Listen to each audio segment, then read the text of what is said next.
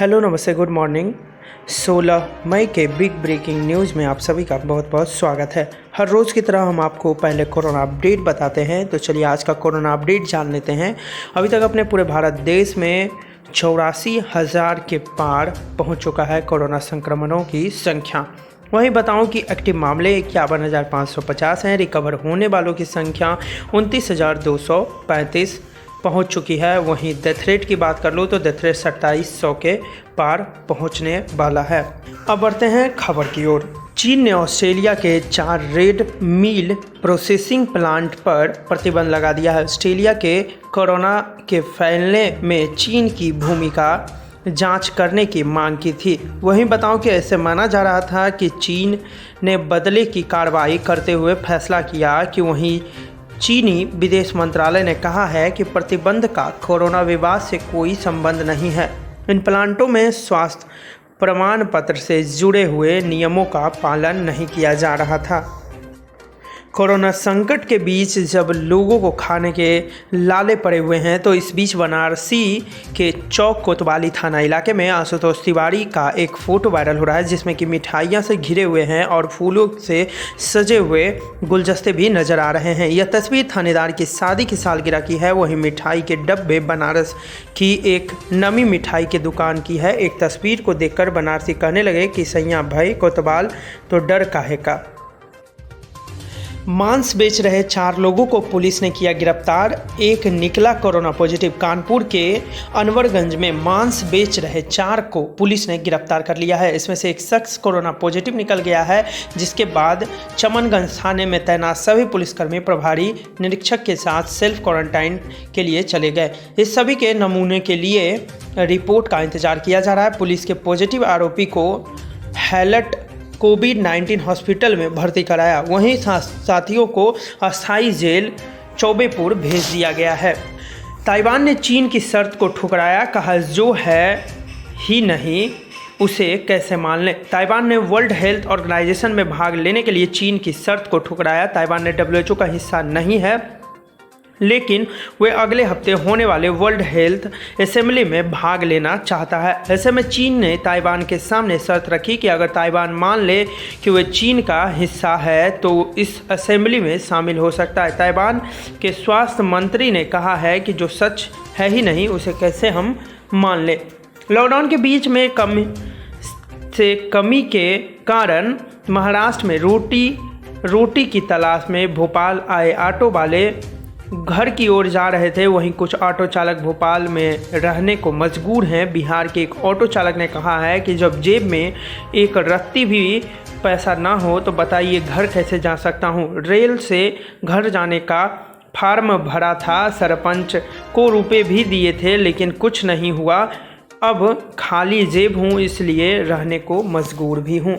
छत्तीसगढ़ के सभी धान उपार्जन केंद्रों पर अब मनरेगा के तहत चबूतरों का निर्माण किया जाएगा। पंचायत मंत्री TS सिंहदेव सभी जिला पंचायत अधीक्षकों को लेकर पत्र लिखा है। पत्र में उन्होंने बताया कि प्रदेश के 1307 धान उपार्जन केंद्र हैं। 4622 चबूतरे का निर्माण किया जाना चाहिए, जिसके लिए 9,244 लाख रुपए की स्वीकृति दी गई है। जिला पंचायत अध्यक्षों ने यह कार्य 30 जून को पहले पूरा करने के लिए कहा गया है।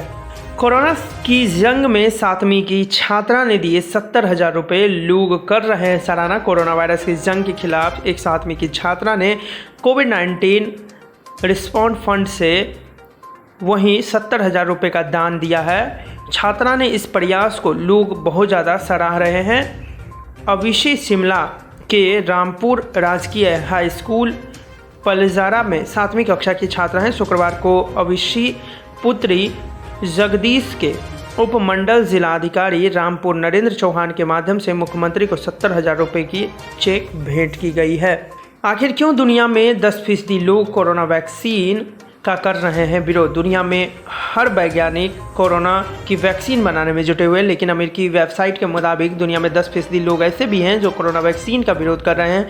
ये लोग बिना वैक्सीन के ही शरीर में हर्ड इम्यूनिटी बनाना चाहते हैं, लेकिन हर्ड इम्यूनिटी बनाने के लिए 4 से 5 साल लग जाएंगे और तब तक लाखों लोगों की जान जा सकती है। इन लोगों का मानना है कि वैक्सीन लोगों को और बीमार कर सकती है।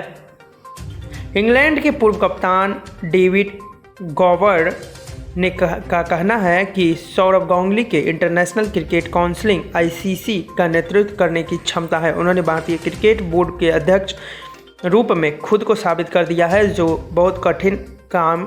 मैंने इतने वर्षों में जो कुछ सीखा है वो बीसीसीआई के संचालन करने के लिए उसके पास कई तरह के कौशल और समझ होनी चाहिए। पूर्व मुख्यमंत्री कमलनाथ ने सीएम शिवराज सिंह को पत्र लिखकर कहा है कि शासन द्वारा समर्थक मूल्य पर किसानों के मक्का और चना खरीदने के मापदंडों को नरमी बरतने की बात कही है। दरअसल राज्य में अभी मक्का 800 रुपये क्विंटल बिक रहा है। कमलनाथ का कहना है कि कोरोना काल में मक्का 1750 रुपये क्विंटल की राशि से खरीदा जाना चाहिए। अगली खबर बढ़ते हैं तो छत्तीसगढ़ के दंतेवाड़ा इलाके में जंगली इलाके से 4 आईईडी बरामद की गई है। सभी आईईडी में 3 से 4 किलो विस्फोटक का इस्तेमाल हुआ था। सर्चिंग के दौरान पता चला है कि पुलिस ने विस्फोटकों को बरामद कर नष्ट कर दिया है। एसीपी डॉक्टर अभिषेक पल्लव ने बताया कि यहाँ 3 पेट्रोल बम भी रखे हुए थे। दरअसल इस इलाके में पाली और वारसूल के सड़क निर्माण का काम चल रहा था। नक्सली इस काम को रोकना चाहते थे, इसी वजह से यहाँ बम लगाए थे, हो सकता है ऐसा। मध्य प्रदेश के वीरवानी जिले में एक गर्भवती प्रवासी मजदूर ने एसडीएम की कार के एक बच्चे को जन्म दिया। प्रसव करने वाली डॉक्टर किशोर मुक्ति हैं। हम मजदूर को गाड़ी में लेकर अस्पताल तक पहुंचाने की थे। ये महिला को प्रसव पीड़ा शुरू हो गई, इसलिए वहीं डिलीवरी करानी पड़ी। बच्चा और माँ दोनों भी अभी स्वस्थ हैं। मजदूर जहां भी पलायन कर रहे हैं और उनकी पीड़ा दिख रही है, वहीं ऐसे दृश्य भी उभर कर सामने आ रहे हैं। अमेरिका की धमकी देने के बाद चीन के सुर और भी समझौते की अपील। क्या है पूरा बात आपको हम बताएंगे कि अमेरिका द्वारा सभी तरह के रिश्ते खत्म किए जाने की धमकी देने के बाद चीन में के सुर बदल गए हैं। चीन के विदेश मंत्रालय प्रवक्ता झाओ लिजिनिया ने कहा है कि चीन और अमेरिका के संबंध के विकास को बनाए रखना दोनों देशों के लिए बुनियादी हितों के लिए बराबर होगा। ये दुनिया में शांति और स्थिरता के लिए ज़रूरी भी है। वर्तमान में चीन और अमेरिका को महामारी के खिलाफ मजबूत सहयोग बनाए रखना चाहिए। फेसबुक पर की पीएम के खिलाफ आपत्तिजनक टिप्पणी मुकदमा दर्ज हो चुका है। फेसबुक पर पीएम नरेंद्र मोदी के खिलाफ आपत्तिजनक टिप्पणी करने वाले पुलिस ने 2 लोगों को हिरासत में लिया है। दोनों आरोपी हरिद्वार के भगवानपुर के रहने वाले हैं। आपत्तिजनक टिप्पणी के साथ ही दोनों ने भड़काऊ पोस्ट भी डाला, जिस पर मुकदमा भी दर्ज हो चुका है। फिलहाल पुलिस आरोपी से पूछताछ कर रही है कि इससे पहले सीएम त्रिवेंद्र रावत पर टिप्पणी करने वालों को भी पुलिस ने हिरासत में लिया था। मेरठ के यूपी में पैदल चल रहे कामगारों को लेकर सरकार सख्त हो गई है। जहां कामगार दिखाई दे रहे हैं उन्हें शेल्टर होम में पहुंचाया जा रहा है। वहां से रोडवेज की बसों को कामगारों को उनके घर भेज दिया जा रहा है। एसएसपी ने बॉर्डर के सभी थाना प्रभारियों को अलर्ट कर दिया है। उन्हें चेतावनी भी दी है कि कामगार यदि शहर में प्रवेश करते हैं तो थाना प्रभारी पर कार्रवाई की जा सकती है। इसके लिए प्रमुख सचिव की तरफ से एक पत्र भी जारी किया गया है। मध्य प्रदेश के नेता प्रतिपक्ष रहे अजय सिंह ने प्रदेश सरकार को धोखेबाज बताते हुए कहा है कि उनके मुंह में राम और बगल में छोरी होती है। यह घोषणाएं बड़ी बड़ी करते हैं, वहीं ज़मीनी हकीकत यह है कि अलग होती है। देखिए, मजदूर दिवस वाले महीने में शिवराज सरकार ने श्रम कानूनों के शोषण व मुख्य संशोधन पर मजदूरों बंधुओं को बनाने का काम किया था। अगली खबर आपको बता दूं कि सेक्स हार्मोन से कोरोना का सीधा कनेक्शन वैज्ञानिकों ने किया है दावा। जर्मन यूनिवर्सिटी के शोधकर्ताओं की स्टडी के मुताबिक जिन पुरुषों में सेक्स हार्मोन टेस्टोस्टेरोन का स्तर कम है तो उनकी कोरोना की मौत होने की संभावना ज़्यादा होगी। इसकी कमी से शरीर का इम्यूनिटी सिस्टम कमज़ोर हो जाता है, जबकि सिस्टम किसी रोगाणु को मरने की कोशिश करता है जो हार्मोन में कमी की प्रक्रिया से बाधा आ रही है, और मरीज की मौत की होने की संभावना भी बढ़ जाती है। मध्य प्रदेश के नरोत्तम मिश्रा ने ट्वीट करके बताया कि परिवार दिवस की बधाई देते हुए कहा है कि कविता पोस्ट भी की है। उन्होंने इशारों में राष्ट्र की शिवसेना सरकार पर घेरा है। कविता कुछ यूं है कि फर्क दिखता है कथनी और करनी में, आरोप की हकीकत में, झूठ और सच में, विश्वास और धोखे में, सरकार और सरकार में, महाराष्ट्र और मध्य प्रदेश में। कुछ इस तरह का उन्होंने अपना कविता पेश किया।